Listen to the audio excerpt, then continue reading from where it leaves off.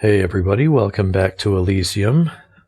Today I wanted to go over the Faceless Knight action modifier. First of all, I wanted to look at the two different artworks. On the left, of course, we have the old-fashioned art by Harold McNeil, an artist whose style is very distinctive. You can always tell a Harold McNeil picture. And on the right, we have the magnificent artwork of Samuel Araya. I just wanted to take a moment to admire this work by Samuel Araya. I mean, what a beautiful, haunting image. This pale, dead face.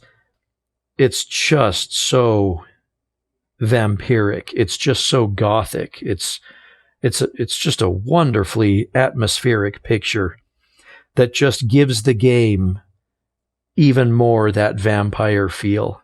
It just looks so good.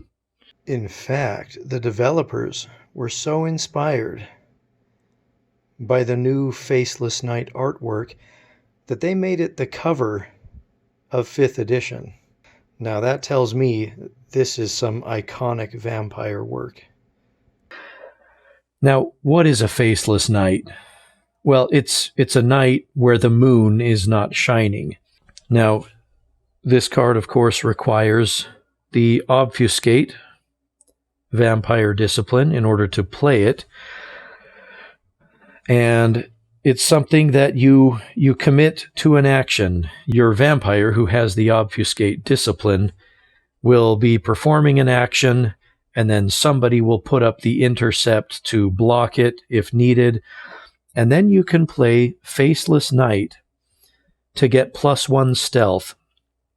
And if you use the superior Obfuscate, you get +1 stealth, and any vampire that attempts to block your action is tapped or locked.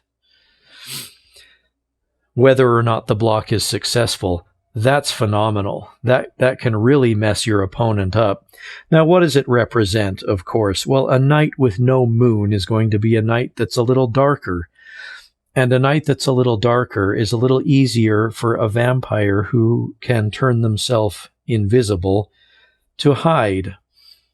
And an opposing vampire who's trying to intercept you, well, he or she is going to be busy looking around in the darkness for you. It's going to be more time-consuming.